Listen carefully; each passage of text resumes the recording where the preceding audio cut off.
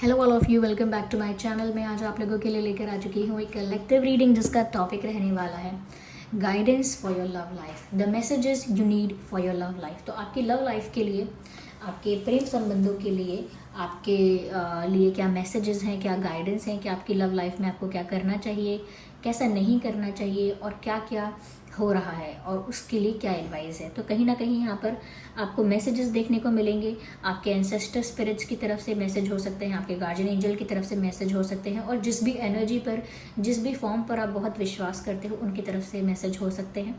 Okay, तो देखते हैं कि ये मैसेजेस क्या आपको बताते हैं आपकी लव लाइफ के बारे में। लेकिन ये रीडिंग जनरल है, कलेक्टिव है। ओके, सभी के लिए मैसेजेस आएंगे। तो हो सकता है कि आपके सिचुएशन के साथ एक्यूरेटली रेजोनेट करे, ये हो सकता है ना करे। तो ओपन माइंडेड होकर सुनिएगा और ज़बरदस्ती अपने आप को रीडिंग में फिट इन मत कीजिएगा।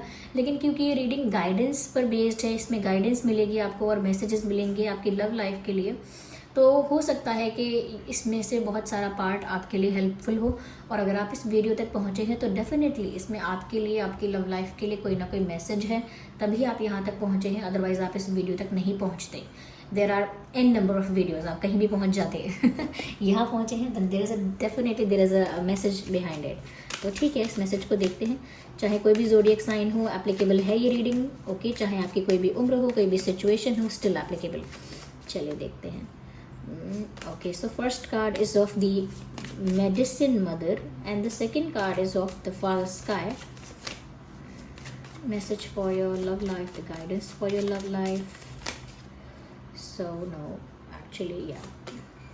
So the mirror guardian, let's take one more card and then I just need one. तो दो कार्ड्स आ रहे हैं, एक कार्ड नहीं आया है, हम आगे और क्लैरिफाई कर लेंगे।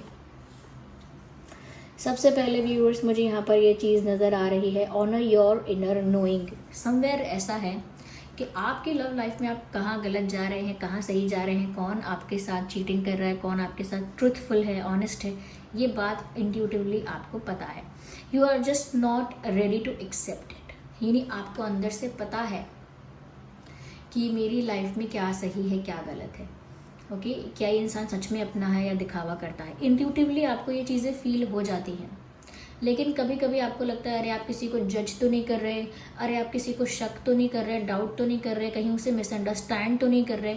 तो आप एक बेनिफिट ऑफ डाउट देते हैं और कभी सोचते हैं कि शायद ये आपकी भी ओवर थिंकिंग है, आपने भी शायद ज़्यादा ही जज किया है और इस वजह से ऐसी चीज़ों को एक्सेप्ट नहीं करते। यानी कि अंदर से पता चल जाता है but you are not ready to accept that truth और the fact.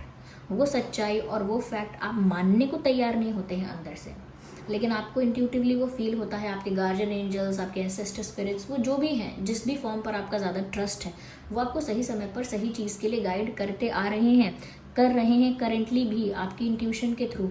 It is just you जो आपको अभी ये क्लैरिटी नहीं मिल रही है। कहीं ना कहीं आप खुद को ही कंफ्यूज समझते हो, लेकिन नहीं, जो आपका अंतर्मन आपसे कह रहा है वो सच है। अब आपका अंतर्मन अगर आपको ये बता रहा है कि नहीं, ये इंसान अच्छा है, इसके इंटेंशंस प्योर हैं और मुझे यहाँ वेट करना चाहिए या एफर्ट लेने चाहिए, इस चीज़ को मेंटेन करना चाहिए, तो आपका अंतर्मन सही कह रहा है आपको, फिर मत डरिए।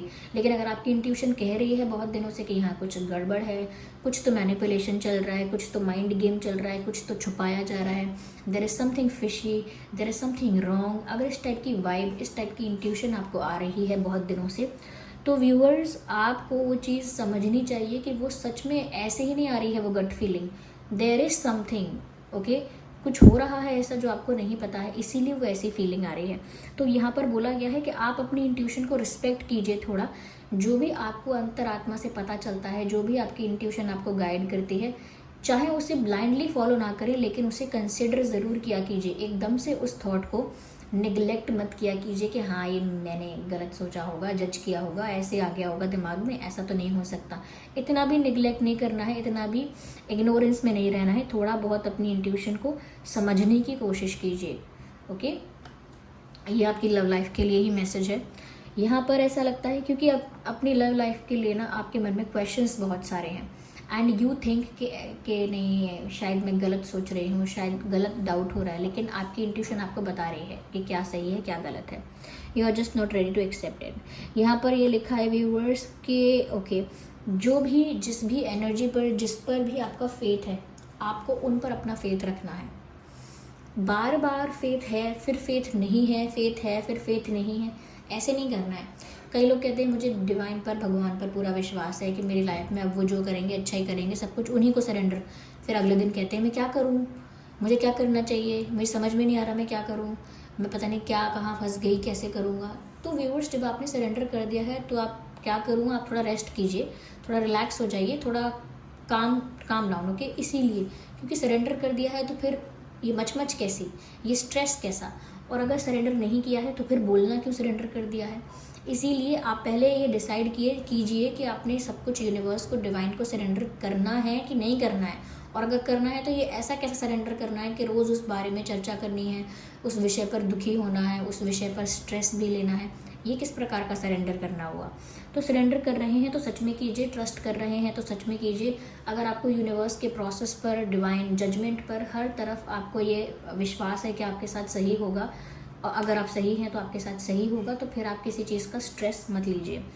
मुझे यहाँ पर ऐसा लगता है व्यूअर्स कि बहुत सारी चीज़ें ऐसी हो रही हैं जो आप इमोशनली कर रहे हैं। ये बहुत सारी ऐसी चीज़ें आपकी लाइफ में, लव लाइफ में हो रही हैं जो आप, अब इमोशंस की बात है तो दुखी होके कर रहे हैं, या गुस्से में कर रहे हैं, या एक्साइटेड होके कर रहे हैं, या इन्फ्लुएंस में कर रहे हैं। लेकिन बहुत कुछ ऐसा डिसाइड कर रहे हैं या बहुत कुछ ऐसा बोल रहे हैं आप अपनी लव लाइफ में, अपने पार्टनर से या अपने रिश्ते के बारे में औरों से, दूसरों से, जो कि कहीं ना कहीं आप सोच समझ के नहीं बोल रहे, सिर्फ आप इमोशनल हुए हैं इसीलिए बोल रहे हैं। कि आप बहुत ज़्यादा गुस्सा अपने पार्टनर के प्रति फील कर रहे हैं तो अपने पार्टनर के बारे में बुरा बोल रहे हैं, यहाँ कमेंट सेक्शन में भी बुरा बोल रहे हैं, दोस्तों से भी बुरा बोल रहे हैं, और दूसरे 4 लोगों को भी बता रहे हैं वो इतना बुरा इंसान है, इतनी गंदी लड़की है, ये है वो है, सब कुछ कह रहे हैं। पर नेक्स्ट डे उसी इंसान को मिस कर रहे हैं, उसी के लिए रो रहे हैं, प्रे कर रहे हैं, मुझे चाहिए, कब होगा यूनियन, उसकी आवाज़ सुननी है। यहाँ पर भी कॉन्ट्राडिक्शन है। क्यों? क्योंकि आप सच में ऐसा नहीं चाहते, सिर्फ इमोशनल होके बोल देते हैं क्योंकि गुस्सा आ रहा है आपको उस इंसान पर, उस इंसान ने जो किया इसलिए गुस्सा आ रहा है आपको।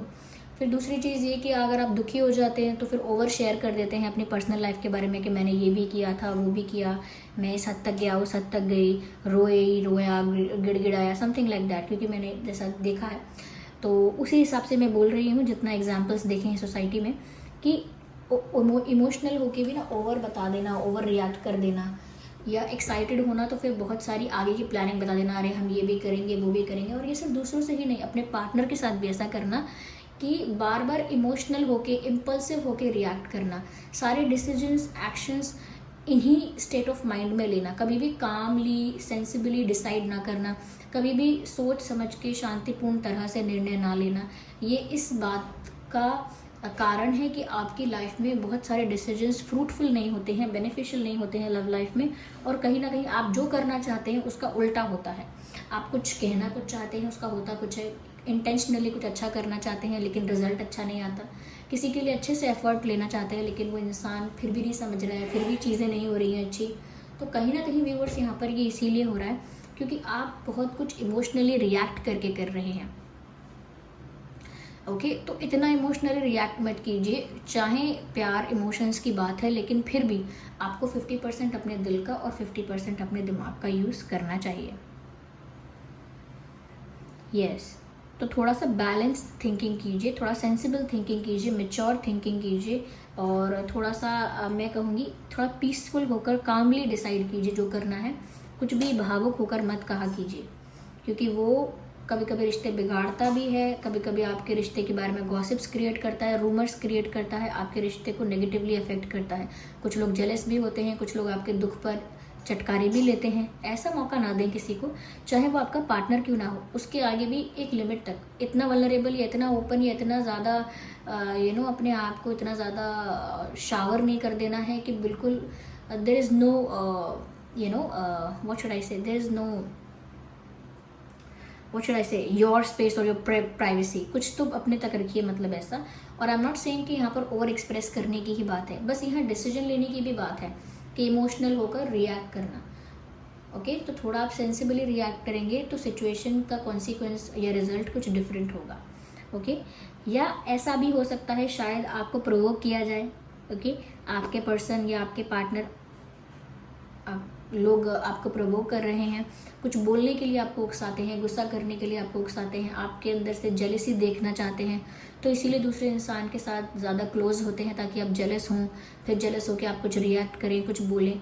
तो दूसरों के कुछ करने से प्रवोक मत होइए, दूसरों के कुछ बोलने से रिएक्ट मत कीजिए। दूसरा इंसान अगर बहुत रोमांटिकली आपके साथ कुछ कर रहा है तो ओवर खुश हो गए, कोई रोमांटिक जेस्चर कर रहा है आपके साथ तो ओवर एक्साइटेड हो गए, ओवर खुश हो गए, अरे मैं इतनी खुश हूँ, इतना खुश हूँ भाई, इससे ज़्यादा खुशी मुझे कभी ज़िंदगी में कोई दे नहीं सकता। ऐसा नहीं सोचना।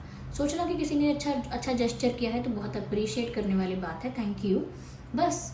इससे ज़्यादा ओवर नहीं एक्साइटेड होना, क्योंकि ओवर एक्साइटमेंट में इंसान को भी ये भी दिखेगा कि आपकी लाइफ में इतना इनकम्प्लीटनेस है कि किसी के एक छोटे से जेस्चर से आप इतने खुश हो गए हैं कि जैसे पता नहीं क्या हो गया। तो मैं ये नहीं कह रही कि अपने इमोशंस को सप्रेस कर दीजिए, लेकिन अपने माइंड का भी, अपने दिमाग का इतना 50% यूज़ कीजिए कि एक बैलेंस्ड ओपिनियन आप क्रिएट कर पाएँ। ओके, आगे और देखते हैं क्या गाइडेंस है। तो जो भी जवाब देना होता है, किसी को रिप्लाई करना होता है, वो सोच समझ के करा करिए। सोच समझ के रिप्लाई किया कीजिए, सोच समझ के ही एक्शंस लिया कीजिए। Okay, not the right time. अगर आप इस वक्त कुछ करने की सोच रहे हैं, किसी से ब्रेकअप, किसी से मूव ऑन, कुछ ख़त्म करने की, या कुछ अचानक से शुरू करने का सोचा है, किसी कुछ न्यू करने का सोचा है, आई थिंक, तो कुछ भी अगर बड़ा डिसीजन आपने लेने का सोचा है अपनी लव लाइफ में, it is not the right time. Okay, किसी को कॉल करने का भी शायद आपने सोचा हो, तो सही समय का इंतज़ार कीजिए। I think this is not the right time. Divine guidance तो यही है यहाँ पे कि कुछ ऐसा करने वाले हैं आप जो करने का ये सही समय नहीं है। कम्युनिकेट क्लियरली, यानी कि यहाँ पर क्लियर कम्युनिकेशन नहीं है व्यूअर्स। आप और आपके पर्सन, आप और आपके लव इंटरेस्ट जो हैं, वेग बातें करते हैं, यानी मन में कुछ विचार चल रहा होगा लेकिन बोलेंगे कुछ और। दूसरे के मन की बात जाननी होगी तो घुमा फिरा के पूछेंगे। अगर दूसरा आपके मन की बात पूछेगा तो आप भी उसको हाफ बताएंगे, हाफ नहीं बताएंगे। तो बातें फिल्टर कर करके हाफ आधी अधूरी बताएंगे। मतलब जो आप सच में फील करते हैं वो आप नहीं बोल पाते हैं, या जो आपके मन में है वो स्पष्ट रूप से आप रख ही नहीं पाते हैं। Same goes for your person, I think, कि वो जो सोच रहे हैं वो भी साफ साफ नहीं बोलते हैं, घुमा फिरा के बातें आप दोनों ही करते हो। किसी को पूछना होता है ए, लेकिन शुरुआत करोगे जेड से, के से, आई से, तो घुमा फिरा के बातें करते हो। डायरेक्ट और क्लियर कम्युनिकेशन है नहीं। ओके, तो क्लियर कम्युनिकेशन ना होने की वजह से कम्युनिकेशन गैप है, मिसअंडरस्टैंडिंग आप लोगों के बीच ज़्यादा होती है, because there is communication gap, there is lack of communication. और मैं कहूँगी there is lack of transparency. या लैक ऑफ ट्रांसपेरेंसी में ये है कि एक दूसरे के मन में क्या चल रहा है, एक दूसरे का स्टेट ऑफ माइंड कैसा है, एक दूसरे का भाव कैसा है, इमोशंस कैसे हैं इस वक्त, ये दूसरे को पता ही नहीं है। आपको नहीं पता कि आपके पर्सन का स्टेट ऑफ माइंड क्या है, वो कैसा फील कर रहे हैं, कैसा इस वक्त महसूस कर रहे हैं, और उन्हें भी नहीं पता कि आप कैसा फील कर रहे हो। क्यों? क्योंकि इतना क्लियर कम्युनिकेशन है नहीं। झिझकते हैं, हिचकते हैं आप दोनों अपने मन की बातें कहने में। सोचते हैं कि पहले ये बोले, पहले मैं ये सुनता हूँ कि ये क्या कहना चाहता है, फिर मैं अब उस हिसाब से बोलूँगा।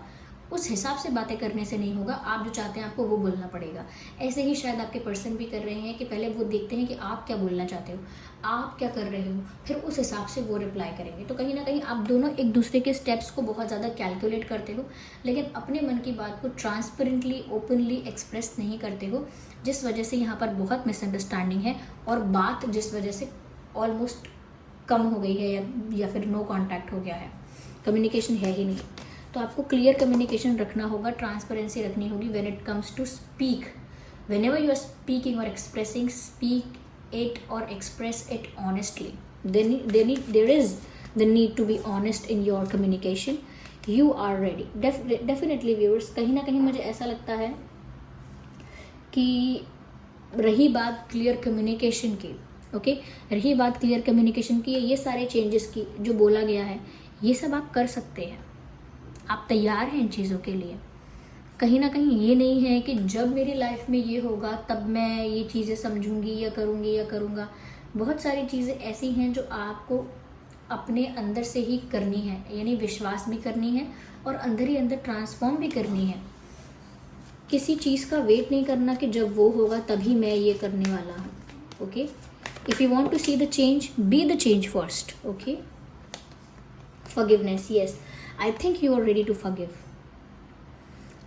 That's what I said, to see the change, be the change. अगर आप परिस्थिति में परिवर्तन देखना चाहते हैं तो कुछ खुद को भी वही परिवर्तन अपने अंदर लाना होगा, और ऐसे ही परिस्थिति इम्प्रूव नहीं होगी, आपको बहुत सारी चीज़ें लेट गो करनी होंगी, बहुत सारे केसेस में आपको माफ़ करना होगा, और माफ़ करने के लिए आई थिंक आप मेंटली तो रेडी हैं। आई थिंक आपको माफ़ कर देना चाहिए ऐसी चीज़ें जो आपको एक बैगेज बर्डन देती हैं, या कहीं ना कहीं आप जिसकी वजह से ग्रजेस फील करते हैं, बैड मेमोरीज रहती हैं। इससे अच्छा ये है कि आप माफ़ कर दें उस पर्सन को, उस इंसान को जिसकी वजह से आप हर्ट हुए हैं, जिसकी वजह से डेली हर्ट हो रहे हैं।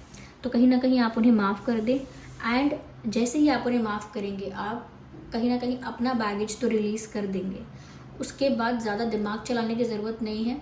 50-50 ही दोनों चीज़ें करनी है। 50% दिमाग से सोचना है, 50% दिल से सोचना है, और जिसने भी आपके साथ गलत किया है उसे माफ़ करना है। And you are ready to forgive. ऐसा नहीं सोचना है कि वो जब माफ़ी मांगने आएगा तभी मैं माफ़ करूँगी या करूँगा। You are ready to forgive, this is the time. Okay, release कीजिए जो भी ग्रजेस हैं अपने अंदर से, लेट गो कीजिए ऐसी चीज़ों को जो नेगेटिव हैं किसी के प्रति, और माफ़ कर दीजिए उन लोगों को, चाहे वो माफ़ी ना मांग रहे हों तो मन से माफ़ कर दीजिए। ऐसा नहीं है कि उनको फ़ोन करके बोलना है कि हाँ मैंने तुम्हें माफ़ कर दिया, और फिर वो इंसान पूछेगा कि मैंने कब मांगी माफ़ी, फिर झगड़ा होना है। ऐसा नहीं करना है। अपने मन से माफ़ कर दीजिए कि उसने जो भी किया था मैं उसे ही माफ़ करता हूँ, करती हूँ। That's it.